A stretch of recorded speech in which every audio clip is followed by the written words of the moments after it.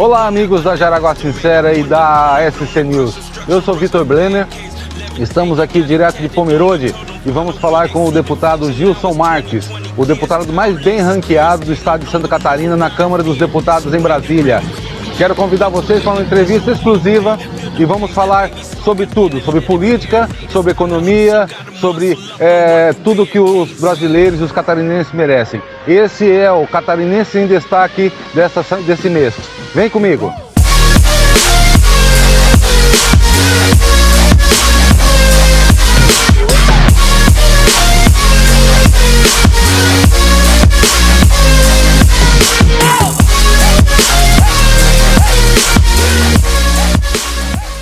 Olá, seguidores e amigos da SC News e da Jaraguá Sincera. Estamos dando sequência à nossa série de entrevistas com cidadãos catarinenses que levam o nome e a imagem de Santa Catarina para o Brasil e para o mundo. Hoje a gente vai falar com um cidadão que, cansado de ver tantas coisas ruins ou erradas acontecerem na política do nosso país, resolveu arregaçar as mangas e pela primeira vez se candidatou a um cargo público. Ele é de Pomerode, Santa Catarina. Ele tem 38 anos, casado, um pai de família, empresário, advogado, e eu estou falando do nosso querido deputado federal Gilson Vieira Marques, o deputado do Partido Novo e o mais bem ranqueado de Santa Catarina em Brasília. Tudo bem, deputado Gilson? Tudo certo, Vitor. Valeu pelo pessoal aí, pelo convite. Muito feliz por a gente poder conversar um pouquinho e trocar essa experiência.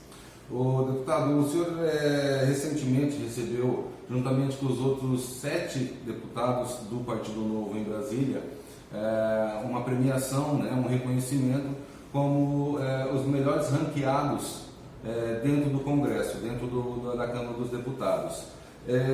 Eu queria que o senhor falasse um pouco do sentimento como é o sentimento desse reconhecimento e como é feito a escolha, os critérios usados para ranquear os deputados na Câmara. Tive a felicidade de terminar o ano aí como o 3º melhor colocado do país e o primeiro do estado de Santa Catarina. Eu sempre digo que o ranking dos políticos é uma forma de avaliar a boa política ou a nova política. E é uma plataforma muito legal que todo mundo pode consultar, que eles fazem uma análise retirando dados do portal da transparência. Então você não precisa ir lá sozinho fazer essa verificação. Então vários parâmetros eles analisam para fazer essa pontuação ou mais ou menos. Algumas delas: qualidade legislativa do que você apresenta, qualidade das votações, como é o seu histórico de votações da casa, por exemplo, contra ou a favor de economias ou de gasto público, ausência ou renúncia de privilégios, economia da cota de gabinete, presença em sessões, número de discursos, enfim. Essa atividade eles fazem uma análise muito bem apurada, com justificativa, e no final dessa pontuação, anualmente, a gente é ranqueado. Tivemos aí a felicidade de nós 8 estarmos entre os 8 primeiros colocados, o que gerou uma satisfação muito grande para nós, porque finalmente existe uma plataforma e a população está começando a acompanhar e reconhecer um bom trabalho e esse esforço, coisa que anos atrás a gente não sentia. Né? Sim. Então, é uma surpresa, eu não digo, mas os 8 deputados do Partido Novo estarem entre os 10 primeiros, né? É um feito que bem interessante. O que o Partido Novo tem de diferente para estar nessa posição no primeiro ano legislando na Câmara dos Deputados? O principal diferencial é a economia. Nós entendemos de que isso é essencial. Não dá para dizer que a gente vai fazer um fim social sem que o Estado não diminua. Provando que é possível fazer um bom trabalho com pouco recurso e de uma forma técnica, porque a gente não pode mais ter político profissional. A gente precisa ter profissional na política. Então, eu contratei dos 25 que eu tenho direito, 6 assessores. Eu sou o mais econômico da cota parlamentar e economizei mais ou menos a metade da segunda que mais economizou. Por quê? Porque funciona como uma empresa. Eu, quando iniciei o gabinete, eu tinha a certeza de que, assim como uma empresa, eu não vou contratar 1 milhão de funcionários, porque os funcionários eles são contratados conforme a demanda. Assim que vão surgindo os trabalhos e os serviços, nós iríamos contratar conforme essa necessidade. Sem contar que uma coisa que a gente não faz, eu não contrato nenhum cabo eleitoral, não tenho ninguém para pedir voto, ou para fazer média, ou para ir em evento político. Nós temos uma equipe técnica de um padrão muito elevado que entrega realmente um trabalho que a gente espera. Eu fiz aí uma divisão de atribuição, tanto no nosso gabinete como na bancada. Fora isso, essa questão econômica, ela é muito interessante porque para cada real economizado nosso, é um remédio que a gente consegue comprar. Então, essa responsabilidade com o dinheiro dos outros, ela tem que ser otimizada e isso nos credencia a também exigir a redução dos outros cargos, de outros parlamentares, enfim. Sem contar essa questão da economia, a gente conseguiu, dentro desse grupo, ser a bancada em que mais vota junto. Então nós conseguimos, pela essa união, fazer uma mobilização muito grande dentro da casa e votar diversas pautas que fossem de interesse da nação. Um bom exemplo é que nas últimas semanas do ano, nós conseguimos economizar 1 bilhão e 400 milhões de reais em 2 destaques do Partido Novo. O primeiro deles é para que não houvesse a propaganda eleitoral televisionada. Então, isso é gratuito só para quem faz, não para quem assiste. Então, muito melhor gastar esse dinheiro em saúde, segurança e educação do que ver político na televisão. E o outro projeto era uma isenção fiscal para montadoras de veículos de 2 estados. Então, essa isenção corresponderia a 1 bilhão de reais, o que, obviamente, iria prejudicar os outros 24 estados. Então, nós conseguimos, através da nossa articulação, do nosso trabalho, em somente 2 projetos, economizar aí 1 bilhão e 400 milhões de reais, o que é muito positivo. São só alguns exemplos do nosso trabalho, tanto na reforma da Previdência, como na diminuição do fundo eleitoral, foi muito preponderante, sendo que somos só 8 dentre os 513. Sim. O deputado ficou, voltando ainda à questão do ranking, né, que eu acho que é um destaque que demonstra o trabalho que foi feito durante o ano. O deputado ficou em 4º lugar no quadro geral do Brasil e em Santa Catarina o senhor ficou em 1º lugar, né? Qual as maiores dificuldades encontradas durante esse primeiro ano de mandato e se essa colocação de ser o deputado mais bem ranqueado do estado de Santa Catarina dá uma sensação de dever cumprido? Com certeza. Algumas razões que eu costumo dizer, não é que eu sou alguém espetacular. Infelizmente, o nível dos nossos parlamentares é muito baixo. Tem gente que não consegue interpretar e tem alguns que conseguem interpretar, mas não se dedicam ao trabalho. Sempre a prioridade é a eleição ou a reeleição ou qualquer outro interesse de alguma categoria. Então, são poucos os mandatários que têm aí uma boa índole, que tem capacidade, que tem um alinhamento que a gente precisa para a gente estar no rumo certo.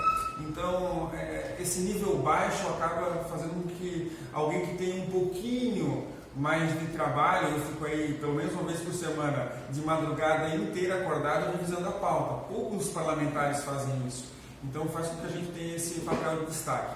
É óbvio que o dever cumprido traz uma satisfação gigante, o que não é comum na política, porque aquele parlamentar lá que faz uma lei dizendo que o dia do surfista vai ser na data tal, todos os surfistas ou aquela categoria que acha importante bate palma.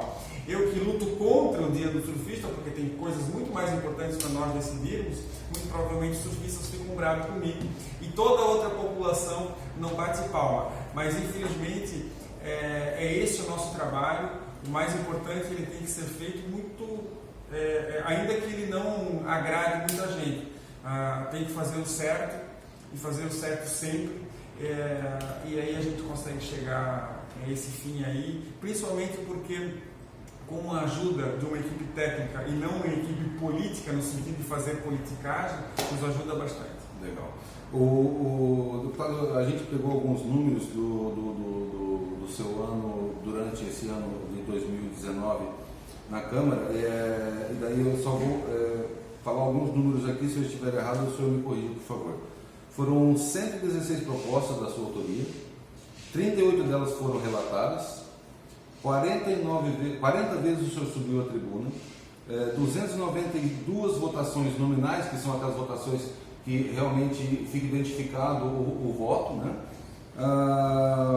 O senhor teve 150 presenças em plenário e 190 em comissões. Apenas 2 ausências, e as 2 ausências elas foram justificadas. Da cota de recursos que o senhor tem, parlamentar, o senhor utilizou só 15%. O senhor tem 6 assessores, conforme o senhor disse, e da verba de gabinete o senhor utilizou apenas 36%. Aí fica uma grande pergunta: como pode alguns, a exemplo do senhor, legislar dessa forma, né, com 513 deputados e os outros não conseguir? Como pode acontecer isso? E assim, o senhor se considera um exemplo? É muito interessante que as pessoas perguntam: como é que Gilson consegue economizar tanto? Como é que você não gasta quase nada? Eu devolvo a pergunta: eu não sei como eles gastam tanto.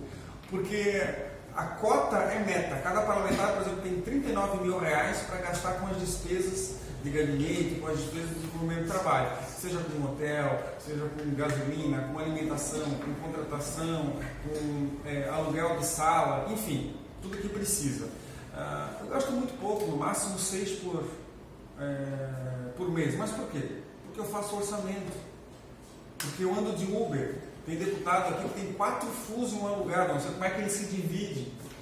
E o mais legal disso é que a defesa dele sempre é o seguinte: eu gasto mais porque eu trabalho mais.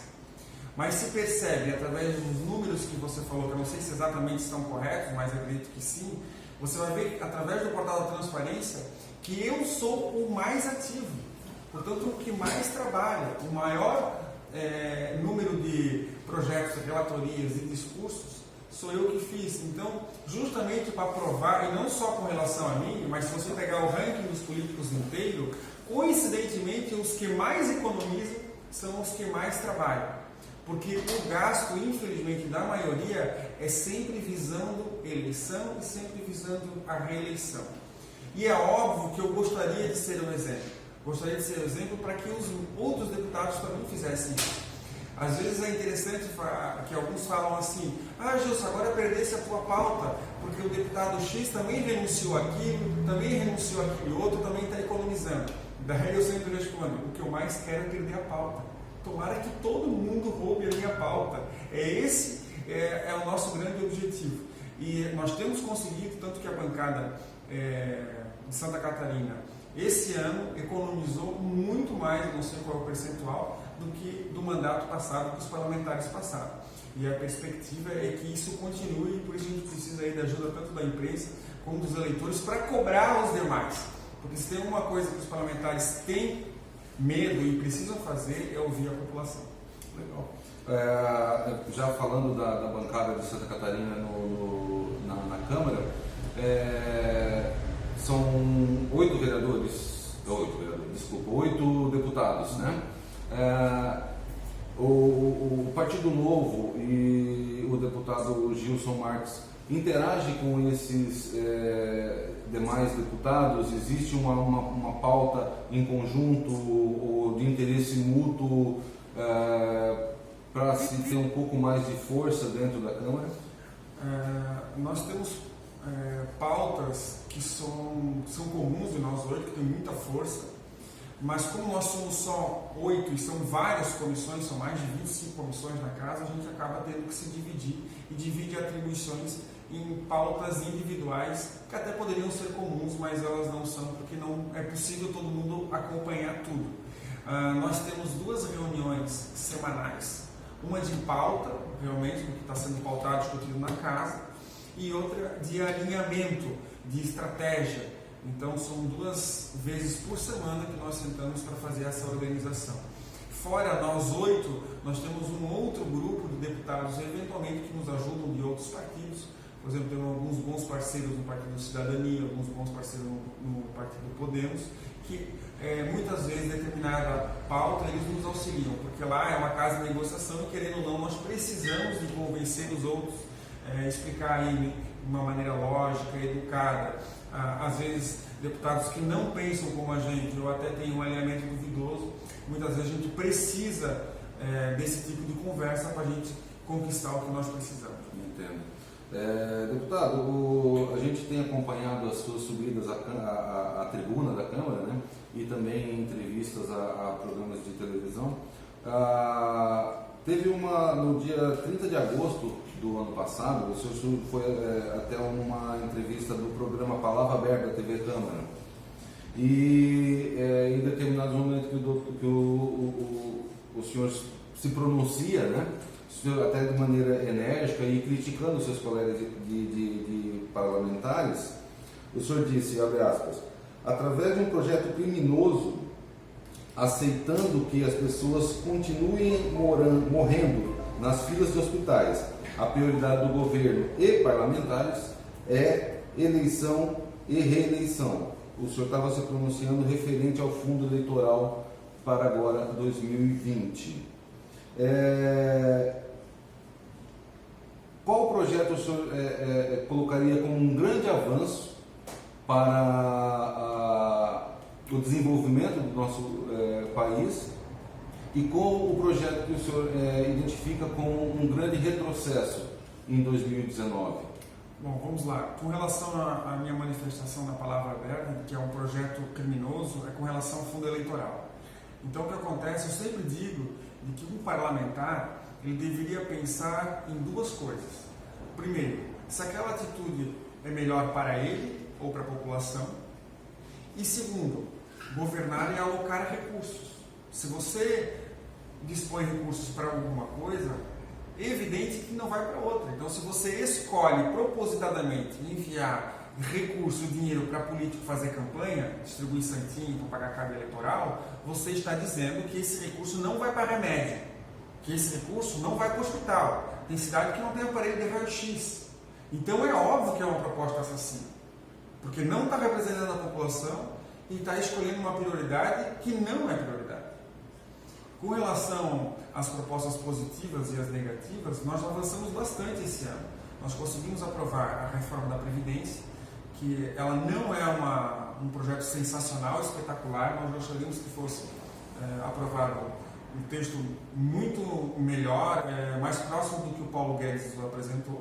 Não foi possível, porém ainda é melhor do que nós tínhamos antes. Nós evoluímos bastante aí com relação à reforma tributária, tem 3 projetos em trâmite na casa. Tivemos a medida provisória de liberdade econômica, tivemos aí o marco legal do saneamento básico, tivemos a aprovação do projeto anticrime do ministro Sérgio Moro. Então são coisas muito positivas. De negativo, temos aí o fundo eleitoral, a lei do abuso da autoridade, que, de novo, existe aquele pensamento de proteger por demais o bandido, proteger o devedor. Então, realmente, esses dois aí eu apontaria como um retrocesso, que, enfim, nós aí temos aí 3 anos tentar reverter um pouquinho e, quem sabe, fazer algumas alterações. Vai lá para o Senado e, quem sabe, a gente consegue alterar. Interessante. Agora, em 2020, teremos eleições para vereador e prefeitos, né, em todo o Brasil. O Novo participou em 2016, em algumas cidades, estava iniciando, foi a primeira eleição que ele participou. Conseguiu eleger, mesmo sem usar o fundo eleitoral, né, o fundo partidário, elegeu 4 vereadores, São Paulo, Rio de Janeiro, Minas Gerais e Belo Horizonte, né, e Porto Alegre, se não muito me engano. Como vem o Novo agora para 2020, principalmente aqui em Santa Catarina? O Novo cresceu muito. Desses 4 deputados federais, hoje nós somos 25, se eu não me engano, entre estaduais e federais e vereadores. Temos um governador também de Minas Gerais.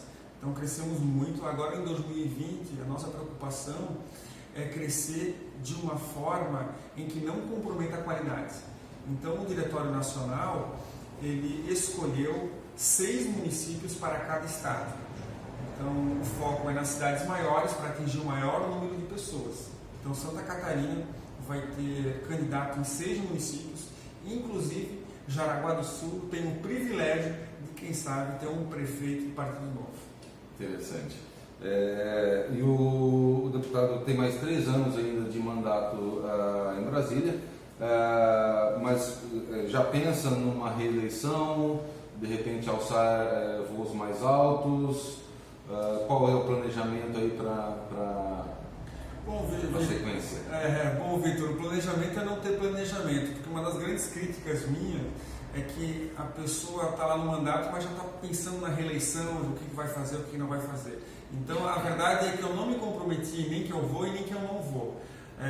Penso que é um processo natural, tem que acontecer, mas de qualquer forma está muito cedo. Uma coisa que eu já deixo bem claro, que muita gente pergunta, Gil, você vai ser prefeito de Pomerode, de Timbó, de Fraiburgo, de Blumenau? Não, gente, eu não vou ser, eu vou cumprir o meu mandato com muita determinação até o final, e lá para o final é que eu vou decidir se eu serei ou não serei candidato. O serviço, o trabalho, ele não pode ser prejudicado com outro foco, e geralmente costuma ser assim. Quem sabe aí o futuro só vocês e Deus sabe qual vai ser. Valeu. Legal. Deputado, queria agradecer a oportunidade de estar aqui, de nos receber, né? A SCC News Jaraguá Sincera agradece todos os nossos seguidores e amigos. Queria que o senhor deixasse uma mensagem aí para os catarinenses. O deputado é um catarinense em destaque, né? Então, gostaria que deixasse uma mensagem não só para Jaraguá, Pomerode, mas toda Santa Catarina, que eu sei que o deputado recebeu votos em muitas cidades do estado. Bom, pessoal, queria agradecer imensamente o convite e dizer para vocês acompanharem o nosso trabalho. Temos página aí no Facebook, no Instagram, no Twitter, temos um grupo de WhatsApp nosso, lançamos aí a atividade da semana para fazer esse acompanhamento e cobrar tanto de mim como dos outros parlamentares atitudes.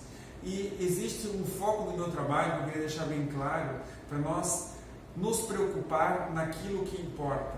Esse ano que passou, em 2019, foram mais de 6 mil projetos. Acompanhem lá, a maioria inútil, desnecessário, que não chegam ao fim que a gente espera. Nós precisamos focar em 4 e 5, reforma administrativa, reforma tributária. As leis desnecessárias, elas atrapalham as leis necessárias. Vamos economizar e um foco em saúde, segurança e educação. O Estado não deve se preocupar com outras coisas. Não dá mais para roubar metade do salário das pessoas, porque a metade bota no bolso, a metade vai de tributo. Vamos corrigir isso aí, vamos parar de dar poder para o político, e o meu objetivo é chegar no poder para diminuir o poder, e isso eu luto todo dia. Conto com vocês, um grande abraço. Obrigado, pessoal, um abraço. Valeu, Obrigado, Gilson. Sucesso para você em 2020. Tchau, meu querido. Com certeza.